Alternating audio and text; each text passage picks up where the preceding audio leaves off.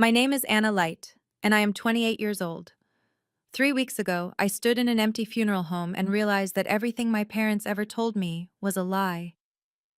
The old man in the casket, the one they called dangerous, the one they sued 3 times, the one they built a 10-foot fence to keep away from me, wasn't a threat. He was my grandfather.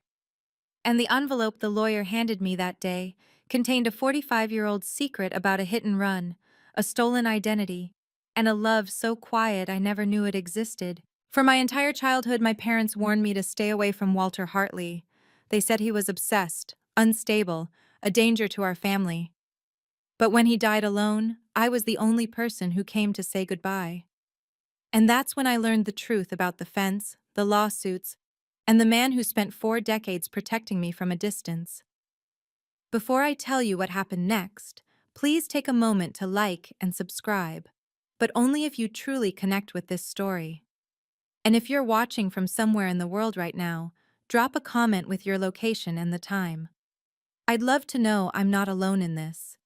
This is the story of the grandfather I never knew I had, and the father I wish I'd never known at all.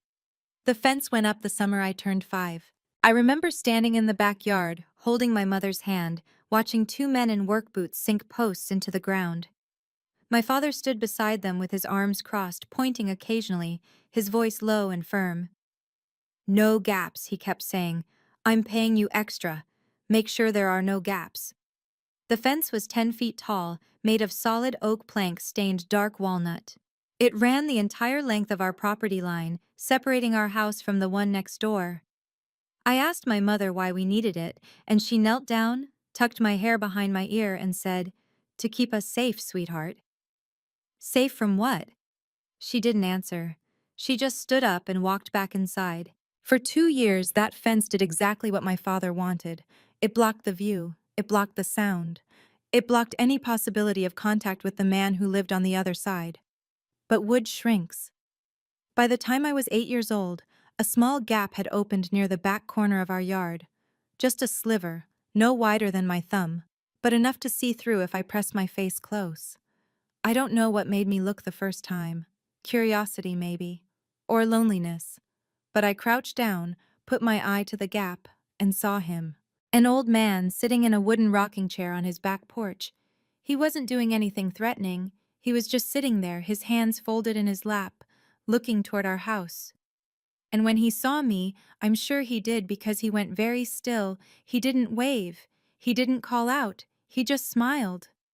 A small, sad smile that I didn't understand. I pulled back and ran inside, my heart pounding for reasons I couldn't name. My parents never used his name. It was always that man, or the neighbor, or, more often, nothing at all. Just silence and closed curtains. "Stay away from the back fence," my father would say at breakfast, his voice calm but final, the way he said everything. "Don't go near it. Don't look over it. Do you understand?" I nodded. I always nodded. My mother was subtler. She'd pull the blinds shut whenever she walked past the windows that faced his house. She'd usher me inside if I spent too long in the yard. Once, when I was 10, I asked her why we couldn't just talk to him, why we had to pretend he didn't exist. She set down the dish she was drying and looked at me with an expression I'd never seen before, something between fear and fury. "Because some people don't deserve explanations, Anna. Some people are just wrong. And your father and I have protected you from that man since the day you were born. The least you can do is trust us." I never asked again. But I noticed things. The way my father's jaw tightened whenever a car door slammed next door. The way my mother would watch from the kitchen window, her arms crossed, her mouth pressed into a thin line. The way they never invited the neighbors on the other side to their dinner parties, even though the Prices had lived across the street for as long as I could remember.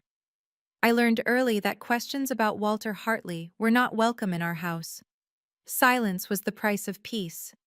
And I paid it, year after year, because I didn't know any other way to be a good daughter. But the gap in the fence stayed, and so did he. The lawsuit started when I was 12. I didn't understand what was happening at first. Just that my father spent a lot of time on the phone with someone named Harrison Cole, and that every time he hung up, he'd slam his hand on the kitchen counter and mutter something about that stubborn old bastard. The first lawsuit was about leaves. Walter's oak tree dropped leaves into our yard every fall, and my father claimed it was a nuisance, a health hazard, a deliberate act of harassment. He took it to small claims court. The judge dismissed it in under 10 minutes. The second lawsuit came a year later. My father accused Walter of surveillance, of standing at his windows and staring into ours.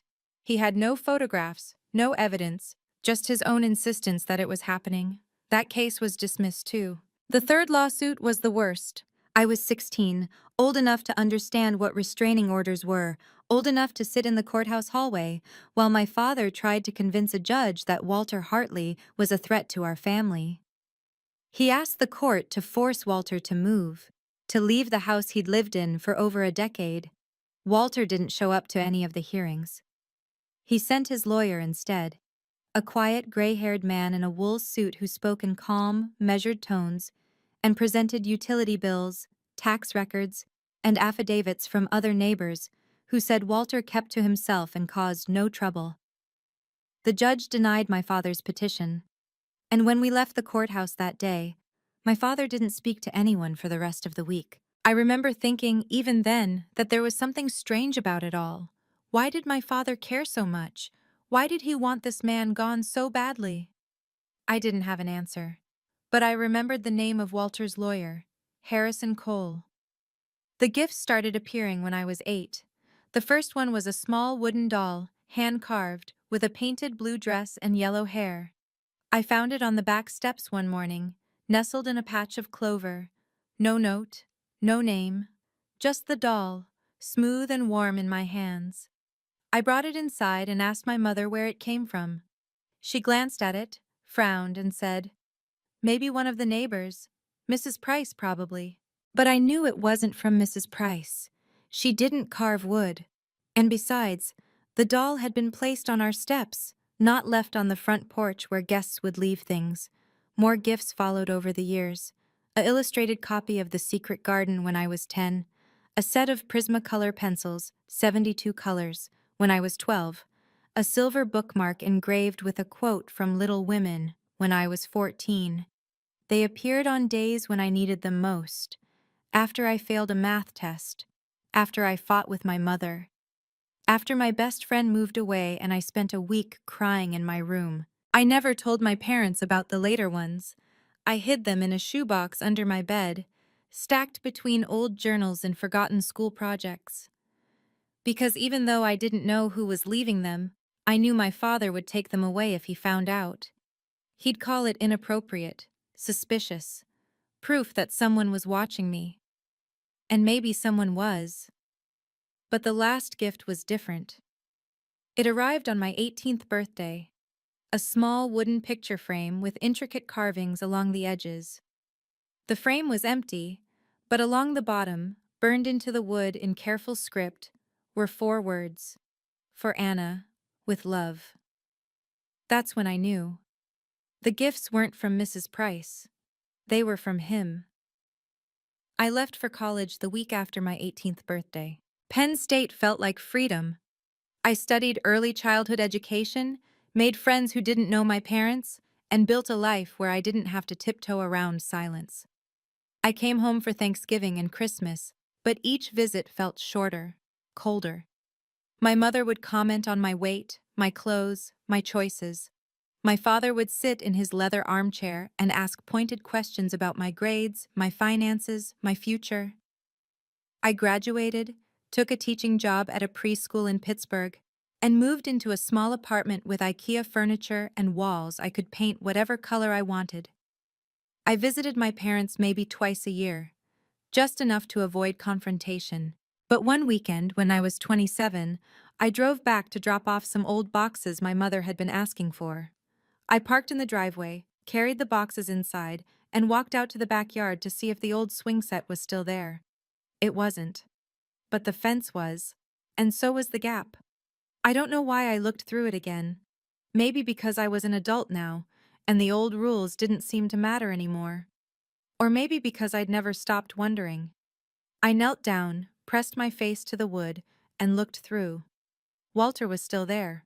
Older now, thinner, his hair completely white.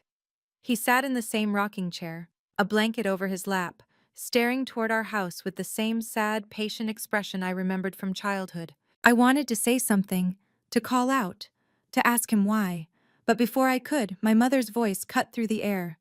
"Anna! Get inside! Now!" I pulled back, my heart racing. That was the last time I saw him alive. The call came on a Tuesday morning in October. I was in my classroom, setting up finger paints for my students, when my phone buzzed. Unknown number. I almost didn't answer. "Hello? Is this Anna Light?" "Yes. Who's calling?" "My name is Harrison Cole. I'm an attorney here in Pittsburgh. I'm calling regarding the estate of Walter Hartley." I froze, a paint jar halfway to the table. "I'm sorry," I said slowly. "I think you have the wrong number. I didn't know Walter Hartley." There was a pause.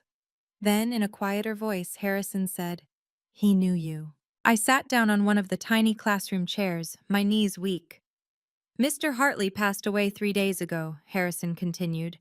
"He left instructions in his will that you be contacted.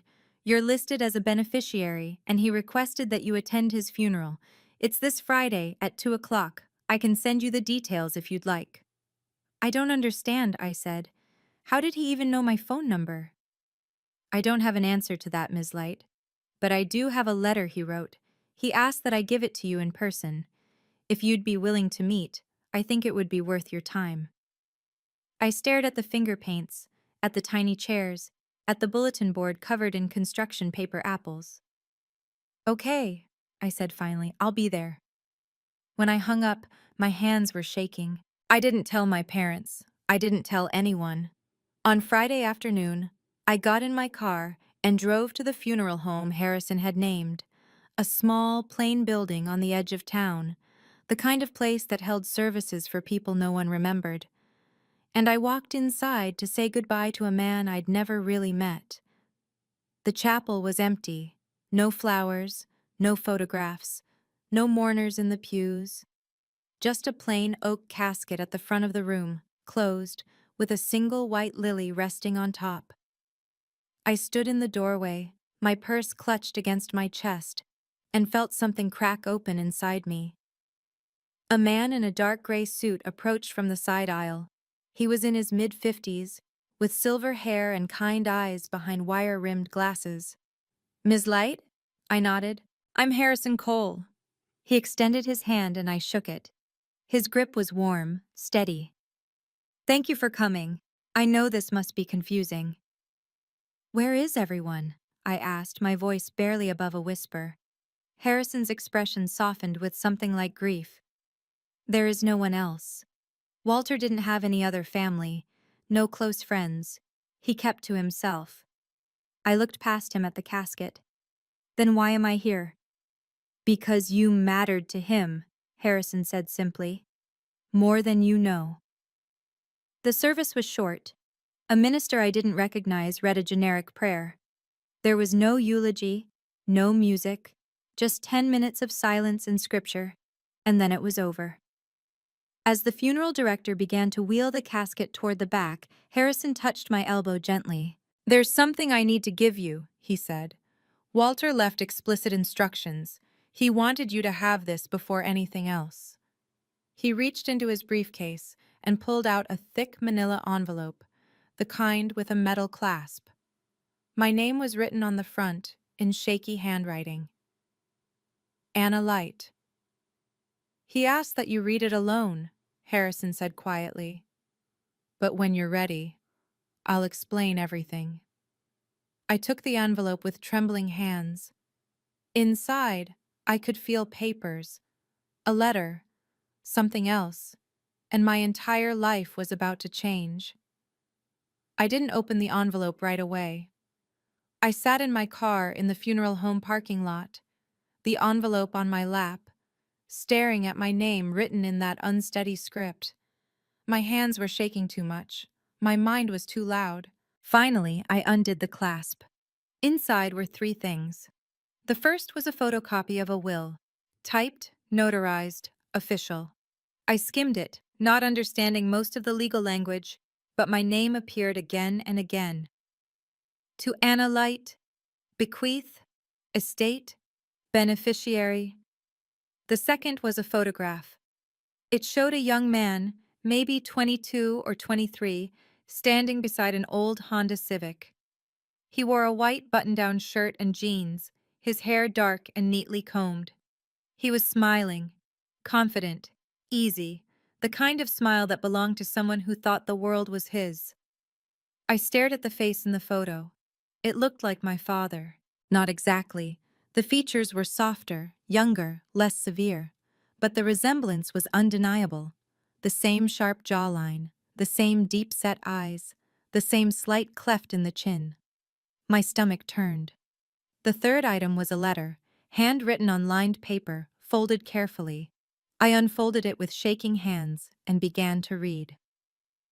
Dear Anna, my name is Walter Hartley, and I am your grandfather. I stopped breathing. Your father's real name is Richard Hartley. 45 years ago, he made a terrible mistake, and I have spent every day since trying to protect you from the truth he couldn't face. There is a case file. Harrison has it. I hope when you read it, you'll understand why I did what I did, why I stayed, why I watched, why I couldn't leave, even when your father wanted me gone. I'm sorry I couldn't tell you sooner. I'm sorry I could only love you from a distance. Please forgive me. The letter was signed in the same shaky hand. Walter. I read it 3 times, and then I started to cry. I sat in that parking lot for 20 minutes, reading and rereading the letter, trying to make sense of words that didn't fit into the reality I'd known my entire life. Your father's real name is Richard Hartley. But my father's name was Richard Light. It had always been Richard Light. I'd seen his driver's license, his business cards, his tax documents. I'd never questioned it. 45 years ago, he made a terrible mistake. What mistake? I have spent every day since trying to protect you from the truth he couldn't face. Protect me from what? The letter didn't say. It only hinted. It only opened a door and left me standing on the threshold, too terrified to step through. I pulled out my phone and called Harrison. He answered on the second ring. Ms. Light? What mistake? I said, my voice cracking. What did my father do? There was a long pause. Then Harrison said, I think you should come to my office. There are things I need to show you. Documents, records. It's not something I can explain over the phone. Tell me now. Ms. Light, please. I was crying again, my voice breaking. Just tell me. Harrison exhaled slowly. Your father was involved in a hit-and-run in 1980. A young woman died. Her name was Dorothy Smith. She was 19 years old. Your father was driving the car, and then he disappeared. The world tilted. Walter spent years looking for him, Harrison continued, his voice gentle but firm. When he finally found him, when he learned that Richard had changed his name, started a new life, had a daughter, he made a choice. He moved next door, not to punish him, not to expose him, but to be close to you, to make sure you were safe, to love you the only way he could. I couldn't speak. I couldn't breathe. All I could do was sit there and let the truth bury me. I drove to my parents' house that night. I didn't call ahead. I didn't plan what I was going to say. I just drove. The letter clutched in my hand, my vision blurred with tears and rage. When I pulled into the driveway, the lights were on. My father's car was parked in the garage. Everything looked normal, pristine, perfect. I walked up to the front door and pounded on it. My mother answered, surprised. Anna, what are you... Where's Dad? She blinked. He's in the study. What's wrong? I pushed past her and walked down the hall. My father was sitting at his desk, reading glasses perched on his nose, a glass of scotch beside his computer. He looked up when I entered. Anna, this is unexpected. Why did you tell me your parents were dead? I said, my voice shaking. He went very still. What are you talking about? Walter Hartley. I held up the letter. He died last week. I went to his funeral. And his lawyer gave me this. My father's expression didn't change, but something flickered in his eyes. Something cold and sharp. That man filled your head with lies. Then tell me the truth. There's nothing to tell. He says he's my grandfather. He says your real name is Richard Hartley. He says, enough. My father stood, his voice like a blade. That man was obsessed with this family. We protected you from him for 28 years. And now you're going to believe him over your own parents? My mother appeared in the doorway, pale. Richard. Stay out of this, Patricia.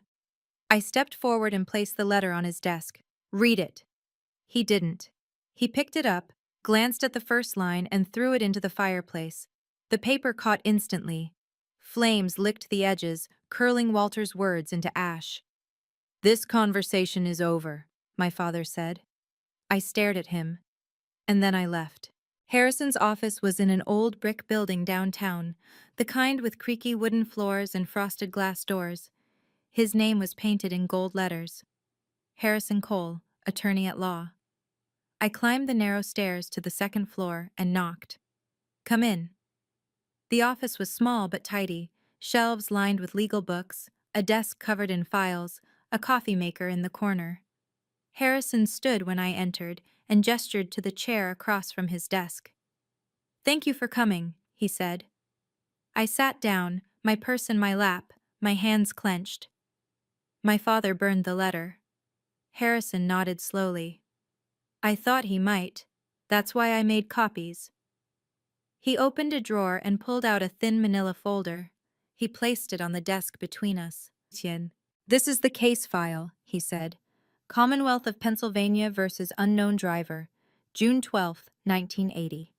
I opened it with trembling hands. The first page was a police report. I scanned the details: time, location, victim's name. Dorothy Smith, age 19, Carnegie Mellon University student, pronounced dead at the scene.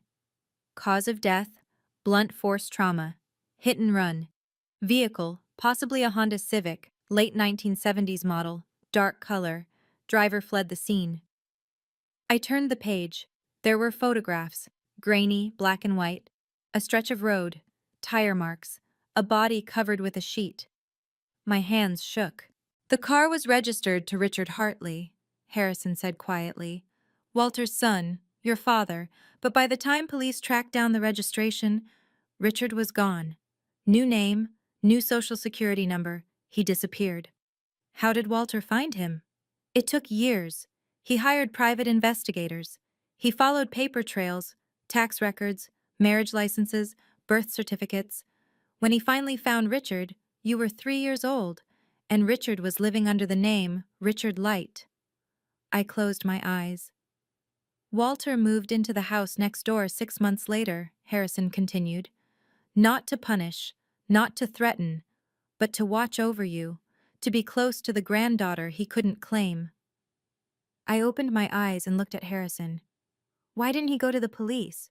Because he loved you, Harrison said simply, and he knew what would happen if your father went to prison. I need to pause here for a moment, because this is where everything in my life split into before and after.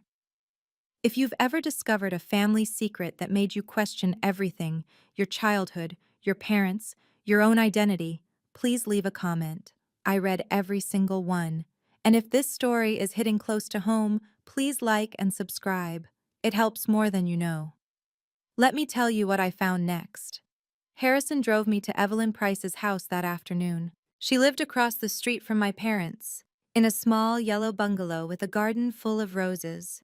I'd seen her 1,000 times growing up, waving from her porch, watering her flowers, walking her old beagle, but I'd never really talked to her. She answered the door before we knocked, as if she'd been waiting. Anna, she said softly, I wondered when you'd come. She led us into a living room that smelled like Earl Grey and lavender. We sat on a floral couch while she poured tea from a porcelain pot, her hands steady despite her age. You knew, I said. I knew, Evelyn confirmed. She set down the teapot and looked at me with eyes that had seen too much and stayed silent too long. I've known for 45 years. Why didn't you say anything? She folded her hands in her lap. Because Walter asked me not to. She told me what she'd seen that night. June 12th, 1980. She'd been up late, couldn't sleep, sitting by her bedroom window with a cup of tea. At 2 in the morning, she'd seen a car pull into the Hartley driveway, a dark Honda Civic with a dented front bumper and a cracked headlight. Richard had stumbled out, young and terrified. Walter had come outside in his robe. They'd argued on the lawn. She couldn't hear the words, but she could see Richard gesturing wildly, Walter gripping his son's shoulders. By morning, the car was gone. I wanted to call the police, Evelyn said, her voice thick. But Walter came to my door that afternoon and begged me not to. He said he'd handle it. He said his son would turn himself in. I believed him. She looked down at her tea. I didn't know Richard had run until years later, when Walter moved next door to your family. That's when I understood. Walter wasn't protecting his son anymore. He was protecting you. Back at Harrison's office, he read the will aloud. It was short, formal, but every word felt like a hand reaching across the years. I, Walter James Hartley, being of sound mind and body, do hereby bequeath the following. To my granddaughter, Anna Marie Light, born Anna Marie Hartley, I leave my home and all its contents. I leave her my savings, $15,000, with the request that she use it to honor the memory of Dorothy Smith, whose life was stolen and whose family never received justice. I leave her my photographs, my letters, and my love, things I could only give from a distance. And I leave her the truth, which I should have given her long ago. Harrison's voice was steady, but I could see the grief in his face. There's more, he said quietly, and handed me a second letter, handwritten, just like the first. I unfolded it. Anna. I failed my son. I raised him, loved him, and tried to teach him right from wrong, but when it mattered most, he ran, and I didn't stop him. I failed Dorothy Smith. I failed her family. I failed everyone who deserved the truth. But I will not fail you. You are the best thing Richard ever did, even if he doesn't deserve the credit. You are kind. You are brave. You are everything I wished my son could have been. Tell the truth, Anna, not for revenge, not to punish, but because Dorothy Smith deserves to be remembered. Because silence is a kind of violence. And because you deserve to live in the light, not in the shadow of someone else's lies. I'm sorry I couldn't be the grandfather you needed, but I hope, in some small way, I was the grandfather you deserved. With all my love, Walter. I folded the letter carefully and held it against my chest, and I made a decision. My father called the next morning. I was in my apartment, sitting at my kitchen table with the will and the letters spread out in front of me. When I saw his name on my phone screen, I almost didn't answer, but I did. Anna. His voice was calm, too calm. We need to talk. I don't think we do. Listen to me carefully, he said, and the temperature in his voice dropped. I know what you're thinking. I know what that man told you. But if you pursue this, you will destroy our family. Your mother will never forgive you. The community will turn on you. You'll lose everything. I've already lost everything, I said quietly. No, you haven't, but you will. He paused. Think about what you're doing, Anna. You're choosing a dead man, a man you didn't even know, over your living parents, over your family, over everything we've built. You built it on a lie. I built it to survive. His voice cracked, just for a second, and I heard something underneath the anger, something raw and desperate. I was 23 years old. I made a mistake. I panicked, and I've spent 45 years trying to live with it. You have no idea what that's like. You're right, I said. I don't. Because I would have told the truth. He was silent for a long moment. Then, in a voice like ice, he said, "If you go public with this, I will make sure you regret it. I'll hire lawyers. I'll contest the will. I'll make your life hell. Do you understand me?" I closed my eyes. "Goodbye, Dad." I hung up. 2 minutes later, my mother sent a text. "You're destroying your father for a man who was nothing but a coward. I hope you can live with that." I turned off my phone, and I called Harrison. For 3 days, I didn't leave my apartment. I sat on my couch, staring at the will, the letters, the photographs. I read Dorothy Smith's name over and over until it felt less like a stranger's and more like someone I owed. A girl, just 19, who'd never gotten the chance to be anything else, but doubt crept in. My father's words echoed in my head. "You're destroying your family. The community will turn on you. You'll lose everything." What if he was right? What if I was just being vindictive? What if I was using Walter's death as an excuse to punish my parents for a childhood I couldn't let go of? I called my best friend Maya.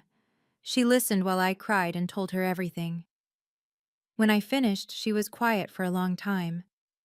"What do you think I should do?" I asked. "I think," she said slowly, "that you already know. And I think you're scared because doing the right thing is going to cost you. But Anna, sometimes the cost of staying silent is higher." I hung up and sat in the silence of my apartment.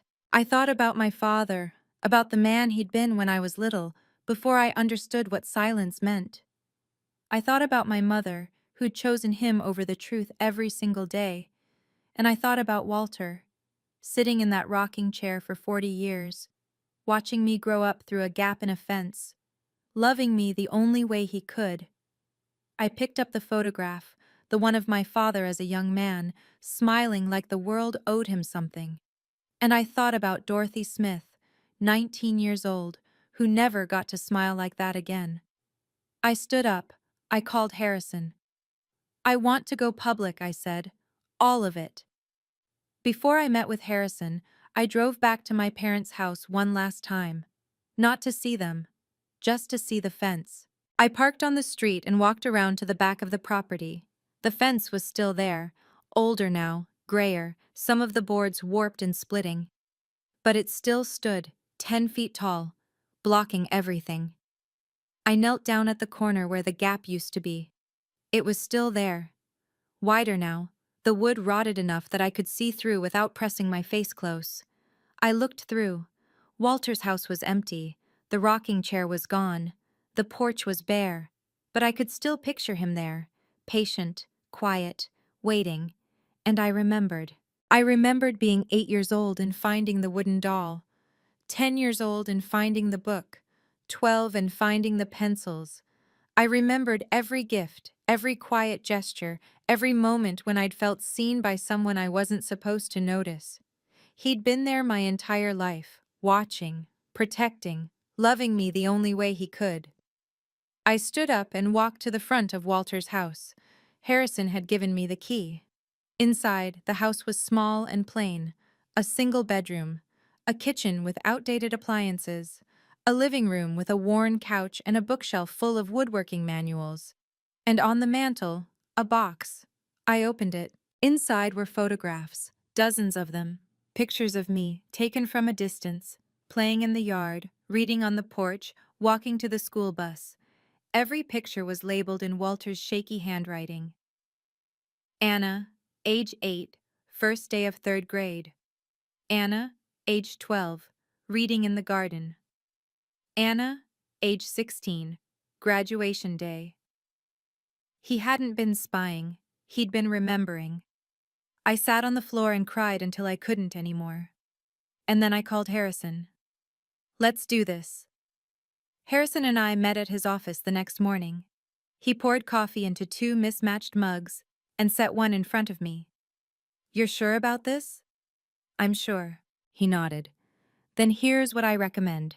We hold a press conference, small, local. We invite the Pittsburgh Post-Gazette, maybe 1 or 2 other outlets. We present the will, the case file, and Evelyn's testimony. We let the facts speak for themselves. Will they reopen the investigation? I don't know, Harrison said honestly. It's been 45 years. Evidence is scarce, but the statute of limitations for vehicular homicide in Pennsylvania is still in effect. If the police believe there's enough to pursue, they will. I wrapped my hands around the mug. What if my father tries to stop it? He can try. He can threaten legal action, but we're not accusing him of anything directly. We're simply presenting public records and asking for accountability. That's protected speech. I nodded slowly. There's something else, Harrison said. He pulled a folder from his desk. I've been trying to locate Dorothy Smith's family. She was an orphan, no parents, no siblings, but I found an uncle, her father's brother. He's 78 now, lives in Ohio. I reached out. He said he'd be willing to speak with you if you want. My throat tightened. I want to. Harrison slid a piece of paper across the desk, a name, an address, a phone number. We'll hold the press conference this Saturday, he said. 2:00, at the Carnegie Library. It's public space, neutral ground. I'll contact the reporter I know, Sarah Watkins. She's fair. She'll cover it accurately. I took a breath. Okay. Your parents will know by Friday, Harrison warned. Word will get out. Are you ready for that? I thought about the photographs in Walter's house. Yes, I said. I'm ready. The news leaked on Thursday. I don't know how my father found out. Maybe he had a friend at the courthouse. Maybe he'd been watching Harrison's movements. Maybe it was just instinct. But he knew. My phone rang at 7 in the morning. You're really going to do this? His voice was flat, drained of anger, just exhausted. Yes. You'll regret it, Anna. Maybe, but at least I'll be able to look at myself in the mirror. He didn't respond right away. Then quietly he said, You don't understand what you're taking from me. I understand exactly what I'm taking. The same thing you took from Dorothy Smith. He hung up. An hour later, my mother called. I didn't answer. She left a voicemail. Anna, please, please don't do this. Your father made a mistake a long time ago, but he's a good man. He's been a good father to you. Doesn't that count for anything? Doesn't loyalty mean anything to you? That man, Walter, he wasn't family. He was a stranger who couldn't let go. And now you're letting him destroy us from beyond the grave. I'm begging you, don't do this. Her voice broke at the end. I deleted the message. That afternoon, Harrison called. Your father's lawyer reached out. They're threatening to file an injunction to stop the press conference. It won't hold. There's no legal basis, but they're trying. Let them try. Anna. Harrison's voice was gentle. Are you okay? I looked around my apartment, at the IKEA furniture, the secondhand dishes, the life I'd built away from my parents. I will be, I said. On Friday night, I didn't sleep. I sat at my kitchen table and wrote out what I was going to say. Not a speech, just the truth. Simple, clear, undeniable. This is the moment I realized there was no turning back. If you've ever had to choose between keeping the peace and telling the truth, even when it cost you everything, I want to hear your story. Drop a comment below, and if you're still with me, hit that subscribe button. You're about to see what happened when I stopped being the quiet daughter and started being the woman my grandfather believed I could be. Here's what happened next. I spent Friday night at Walter's house. It felt right, somehow. Sleeping in the house that should have been part of my life all along. I lay in his bed, a simple wooden frame, a thin mattress, sheets that smelled faintly of cedar, and stared at the ceiling. I thought about him lying here, night after night, year after year, knowing his son was just on the other side of the fence, knowing his granddaughter was growing up without him. I wondered if he'd been lonely. I knew he had. In the morning, I showered and dressed in the simplest clothes I owned. A white blouse, navy slacks, flat shoes. I didn't want to look polished or put together. I just wanted to look honest. I ate toast at Walter's kitchen table and drank coffee from a chipped mug. I read through the will one more time. I looked at Dorothy Smith's name in the police report and memorized the details. 19 years old, Carnegie Mellon, orphan, buried in a county cemetery with a small granite headstone and no one left to visit. I folded the papers carefully and put them in a leather folder Harrison had given me. At 1:30, I locked the door to Walter's house, my house now, and drove to the Carnegie Library. The building was old and beautiful, with red brick walls and tall white columns. I'd been there 100 times as a child, checking out books, attending story hours. Now I was walking in to tell a story no one wanted to hear. Harrison was waiting in the lobby. So was Evelyn Price, dressed in a lavender cardigan, her hands folded over her purse. "Ready?" Harrison asked. I nodded. We walked down the hall to the community room, and I stepped into the rest of my life. The community room was small, maybe 30 chairs arranged in rows, a table at the front with a microphone, a podium to the side. About 20 people were already seated. Some I recognized. Neighbors from my parents' street, people I'd seen at the grocery store, the post office. Others I didn't know. A woman in the front row had a camera. A man beside her held a voice recorder. Sarah Watkins from the Post-Gazette.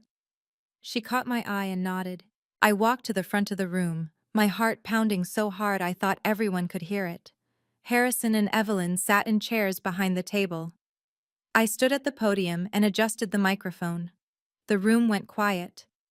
I looked out at the faces, some curious, some suspicious, some simply waiting. And I saw, in the back row, 2 figures slip in through the door. My father, my mother. They didn't sit. They stood against the wall, arms crossed, watching. I met my father's eyes. He didn't look away. Neither did I. I cleared my throat and began. "My name is Anna Light," I said, my voice steady despite the tremor in my hands. "I'm 28 years old. I'm a preschool teacher. And 3 weeks ago, I went to the funeral of a man I was told to fear my entire life." I paused. "His name was Walter Hartley, and he was my grandfather." A ripple of whispers moved through the room. I continued. "I'm here today because my grandfather left me a will, and in that will, he told me a truth that had been buried for 45 years. A truth about a hit and run, a young woman's death, and a family that chose silence over justice." I opened the folder on the podium. "I'm here to break that silence." "I didn't know Walter Hartley," I said, looking out at the room. "My parents made sure of that. They built a 10-foot fence to keep him away. They sued him 3 times. They told me he was dangerous, unstable, a threat to our family. And I believed them, because that's what children do." I took a breath. But when Walter died and I became the only person at his funeral, his lawyer gave me an envelope. Inside was a will, a letter, and the truth about who Walter really was. I held up the photograph of my father as a young man. "This is my father, Richard Light." But that wasn't always his name. 45 years ago, he was Richard Hartley, Walter's son. And on June 12, 1980, he was involved in a car accident that killed a 19-year-old woman named Dorothy Smith. The whispers grew louder. I saw Sarah Watkins lean forward, her pen moving quickly across her notepad. "My father fled the scene," I continued. "He changed his name. He built a new life, and Walter, the man who should have turned him in, the man who should have demanded justice, made a different choice. He chose to stay silent, not to protect my father, but to protect me." I looked at my parents in the back of the room. My mother's hand was over her mouth. My father stood frozen, his face pale. "Walter moved into the house next door when I was 3 years old," I said. "He spent the next 25 years watching me grow up through a gap in a fence. He left me gifts. He kept photographs. He loved me the only way he could, from a distance, because he knew that if he came forward, if he told the truth, I would lose my father, and he couldn't do that to me." I paused. "But I can." I stepped aside and gestured to Harrison. He stood, adjusted his glasses, and picked up the will. His voice was calm, clear, steady. "This is the last will and testament of Walter James Hartley, executed on September 14th of this year, 6 weeks before his death. It reads as follows, he began. I, Walter James Hartley, being of sound mind and body, do hereby bequeath to my granddaughter, Anna Marie Light, born Anna Marie Hartley, my home and all its contents. I leave her my savings, $15,000, with the request that she use it to honor the memory of Dorothy Smith, whose life was stolen and whose family never received justice. Someone in the audience gasped softly. Harrison continued. I leave her my photographs, my letters, and my love, things I could only give from a distance. And I leave her the truth, which I should have given her long ago. He paused, then read the final section. To my son, Richard Hartley, who now calls himself Richard Light, I leave nothing but this. I forgive you. But forgiveness does not erase what you did. I hope someday you find the courage to face it. Harrison set down the will. The room was silent. Then he picked up the letter, the one Walter had written to me, and began to read. I failed my son, Harrison read, his voice thick with emotion. I raised him, loved him, and tried to teach him right from wrong. But when it mattered most, he ran. And I didn't stop him. I failed Dorothy Smith. I failed her family. I failed everyone who deserved the truth. But I will not fail you. I saw Evelyn wipe her eyes. I saw Sarah Watkins write faster. And I saw my mother turn and walk out of the room. My father stayed. I returned to the podium and opened the case file. This, I said, holding up the first page, is the police report from June 12, 1980. It documents the death of Dorothy Smith on Route 28.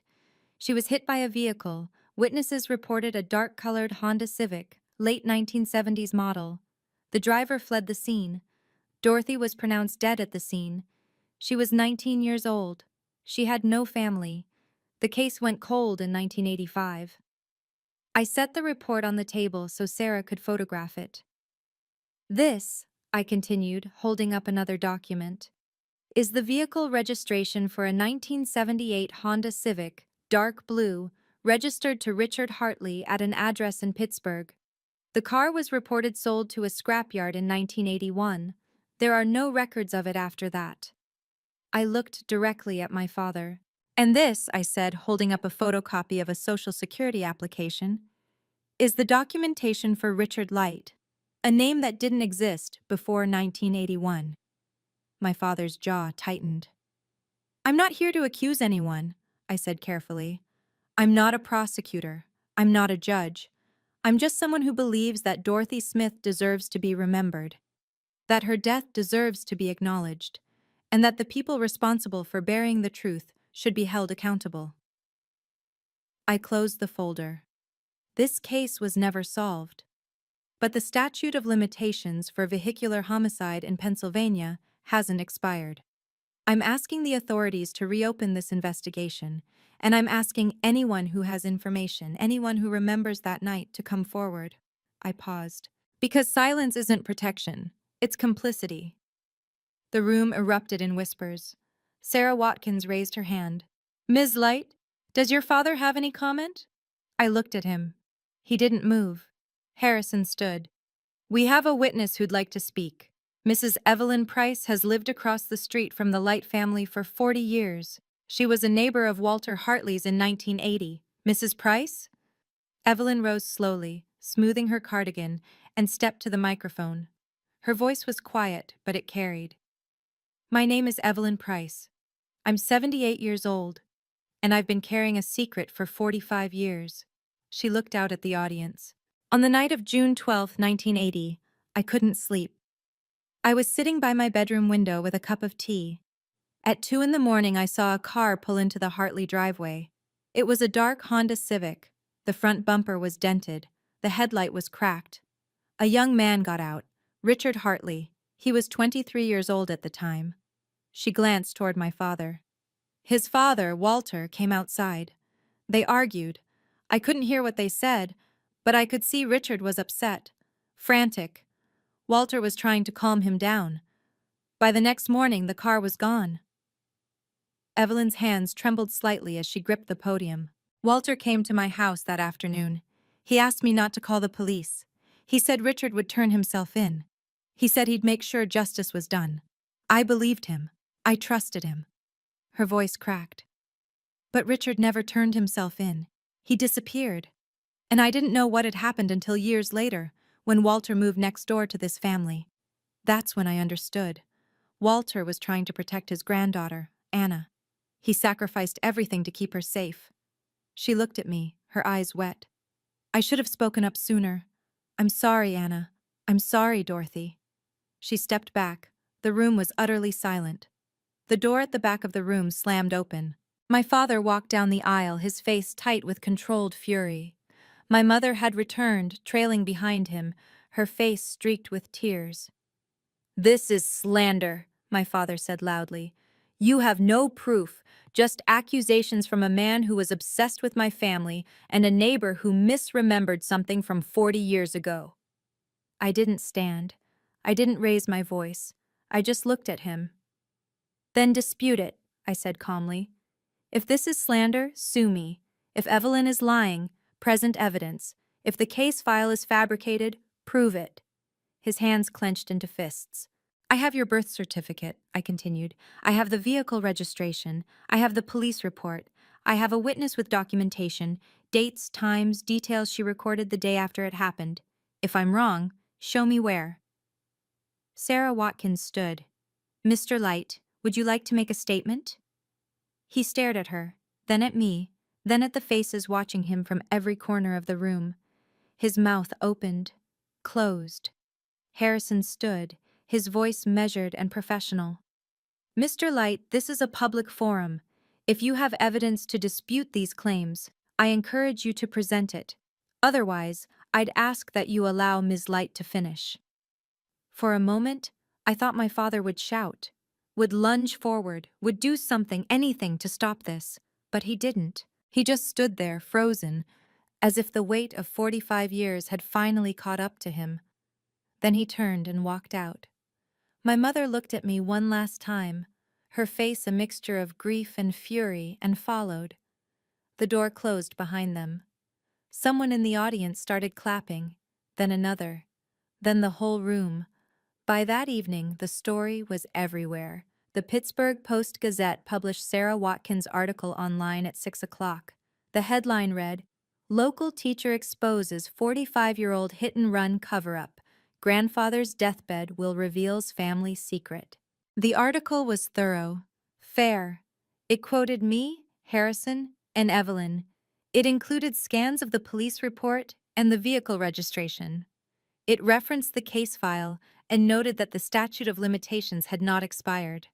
By midnight, it had been shared over 2,000 times. Local news stations picked it up. Radio hosts discussed it on morning talk shows. People I hadn't spoken to in years texted me, asking if it was true, if I was okay, if there was anything they could do. Some messages were supportive. "You're so brave. I'm proud of you. Dorothy Smith deserves justice." Others were not. "How could you do this to your own father? You're destroying your family for attention. This is disgusting. You should be ashamed." I didn't respond to any of them. On Monday morning, I got a call from the Pittsburgh Police Department. "Ms. Light, this is Detective Marcus Hall. I'm calling regarding the case you presented over the weekend. We've reviewed the file, and we'd like to speak with you. We're reopening the investigation into Dorothy Smith's death." I sat down on my couch, my hands shaking. "Thank you," I whispered. "We'll need to interview you, Mrs. Price, and your father. We'll be in touch soon." When I hung up, I called Harrison. "They're reopening it," I said. He didn't sound surprised, just tired. "Good. That's good, Anna." I sat in the silence of my apartment and thought about Walter. I hoped, wherever he was, he knew. The investigation moved slowly. Detective Hall interviewed me first. He was in his 50s, patient and methodical, with a notebook he wrote in by hand. He asked me to walk him through everything: the funeral, the will, the letters, the case file. Did your grandfather ever tell you directly that your father was responsible? He asked. No, but he left documentation. Do you have any physical evidence? The car, clothing, anything from that night? No, just the records. He nodded and wrote something down. A week later, they interviewed Evelyn. She brought her journal from 1980, a small leather-bound book with her handwriting on every page. On June 13th, 1980, she'd written, I saw R. Hartley return home late last night, 2 a.m. Car damaged. Front bumper, headlight. Argument with father in driveway. Car gone this morning. Something wrong. Detective Hall took photographs of the entry. Then they contacted my father. He refused to speak without a lawyer present. His lawyer, a man in an expensive suit from a downtown firm, released a statement. Mr. Light categorically denies any involvement in the incident described. He has no comment at this time and will not be participating in any further interviews. 3 weeks later, Detective Hall called me again. Ms. Light, I wanted to update you. We've reviewed all available evidence. Unfortunately, the vehicle in question was destroyed in 1981. There's no physical evidence, no DNA, no forensic material. The witness testimony is compelling, but without corroboration, it's not enough to bring charges. I closed my eyes. However, he continued, the case will remain open. If any new evidence surfaces, we'll pursue it. And I want you to know, what you did mattered. Dorothy Smith's name is back in the system. People know what happened to her. That counts for something. Thank you, I said quietly. But I knew it wasn't over. My father called me on a Thursday night in November. I almost didn't answer. But something in me, some last, stubborn thread of hope, made me pick up. Anna. His voice sounded different, hollow, tired. What do you want? I asked. There was a long silence. Then he said, I need to tell you something. I didn't respond. I was 23, he said quietly. I'd been drinking. I shouldn't have been driving, but I thought I was fine. It was late, the road was empty. And then, she was just there. I didn't see her until it was too late. My breath caught. I hit the brakes, but his voice cracked. She went over the hood. I heard the sound. I stopped the car and got out, and she was just lying there. I tried to wake her up. I checked for a pulse, but she was gone. I pressed the phone to my ear, my whole body shaking. I panicked, he continued. I got back in the car and I drove. I didn't call 911. I didn't stop. I just drove.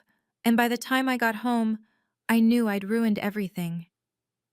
You could have turned yourself in, I whispered. I know, I should have. My father begged me to, but I was terrified. I thought I'd lose everything. My future, my freedom, my life. So I ran. I changed my name. I buried it. And I told myself that if I just kept moving forward, it would disappear. It didn't, I said. No, it didn't. He exhaled shakily. Walter spent the rest of his life paying for what I did. And I let him. I wiped my eyes. I'm sorry, Anna. I'm so sorry. Tell that to Dorothy Smith's family, I said. Tell it to the police. Tell it to everyone. I can't. Then we have nothing else to say. I hung up.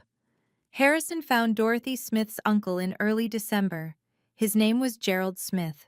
He was 78, a retired electrician living in a small town outside Cleveland. He'd been Dorothy's father's younger brother, the only family she'd had after her parents died in a house fire when she was 16. Harrison arranged for us to meet at a diner halfway between Pittsburgh and Cleveland. I brought the $15,000 Walter had left, plus $10,000 of my own savings. It wasn't enough. It would never be enough. But it was something. Gerald was a small man with white hair and kind, tired eyes. He stood when I walked in and shook my hand gently. You must be Anna. Yes, sir. We sat in a booth by the window. I didn't know how to start. So I just told him the truth. I told him about Walter, about the will, about the press conference and the investigation, and I told him I was sorry. So sorry. That it had taken 45 years for anyone to say Dorothy's name out loud. Gerald listened quietly. When I finished, he nodded. I always wondered, he said. After she died, the police said it was a hit and run. They said they'd find who did it, but they never did. And after a while, I stopped asking. I thought maybe it didn't matter anymore. It matters, I said. He looked at me with wet eyes. Thank you for remembering her. I handed him the envelope with the money. This is from Walter Hartley, I said. And from me. I know it doesn't bring her back, but Walter wanted her family to know she wasn't forgotten. Gerald opened the envelope, looked at the check, and closed his eyes. She was a good kid, he whispered. She deserved better. She did. We drove to the cemetery together that afternoon. In February, the district attorney's office released a statement. After a thorough review of all available evidence, we have determined that there is insufficient physical evidence to pursue criminal charges in the 1980 death of Dorothy Smith. While witness testimony and circumstantial evidence suggest involvement by Richard Light, formerly Richard Hartley, the absence of forensic evidence and the destruction of the vehicle in question prevent us from meeting the burden of proof required for prosecution. The case will remain open. I read the statement 3 times. I wasn't surprised. Harrison had warned me. But it still felt like a door closing. My father wasn't going to prison. But he wasn't free either. Within 2 months, his financial consulting business collapsed. Clients left. Referrals stopped. The whispers followed him everywhere. At the grocery store, at the bank, at church. People knew. My mother moved out in March. She filed for separation and went to stay with her sister in Philadelphia. She didn't contact me. I didn't contact her. In April, my father sold the house. He moved to a small apartment on the other side of town, somewhere no one knew his name. He called me once more in May. Anna, he said quietly, I just wanted to say, I know you'll never forgive me, but I want you to know I'm sorry. For all of it. I didn't hang up. I just listened. I destroyed everything, he continued. My family, my life, Walter's life, Dorothy's life. I know that. And I have to live with it. Yes, I said softly.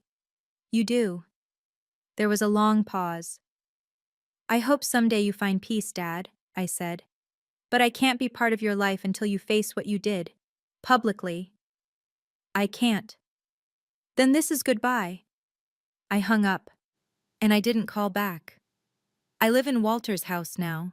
It took me a few months to move in fully, to paint the walls, to replace the old furniture, to make it mine. But it feels right, like coming home to a place I didn't know I'd been missing. I tore down the fence. It took 2 weekends and a rented chainsaw, but I pulled down every plank, every post, every piece of wood that had kept my grandfather and me apart for 28 years. In its place, I planted a hedge of roses, white ones, Dorothy's favorite, according to Gerald. The house itself is small, but it's full of light now. I painted the walls soft gray and hung photos on every surface. Pictures of Walter, pictures of me as a child, pictures of Dorothy that Gerald gave me. She's smiling in all of them, young and bright and full of a future she never got to live. I started a scholarship fund in Walter and Dorothy's names. It's small, just 2 awards a year, $1,500 each, for students who've lost parents and want to study education or social work. The first 2 recipients were announced last month. I cried when I read their essays. Evelyn comes over for tea every Sunday. She brings shortbread cookies and tells me stories about Walter. The quiet man who fixed her porch railing without being asked, who shoveled her driveway every winter, who never stopped being kind even when the world was cruel to him. He loved you so much, she told me once. He used to say you were the only good thing Richard ever did. I don't talk to my parents anymore. It hurts. But some wounds don't heal with silence. They heal with distance. And I'm learning to be okay with that. I sit on Walter's porch sometimes, my porch now, in the same rocking chair he sat in for 40 years. From here, I can see the house where I grew up. New people live there now. A young couple with a toddler. They wave when they see me. I wave back. The fence is gone, the gap is gone, the wall between us is gone. And I think about what Walter wrote in his letter. I could only love you from a distance. For 40 years, he watched me grow up through a hole in a fence. He left me gifts I didn't understand. He kept photographs he could never show me. He went to court, endured lawsuits, lived in isolation. Also, I could have a father. Even if that father didn't deserve me, he sacrificed everything, and he never asked for anything in return. I used to think love was supposed to be loud, grand, visible. But Walter taught me that the deepest love is often the quietest.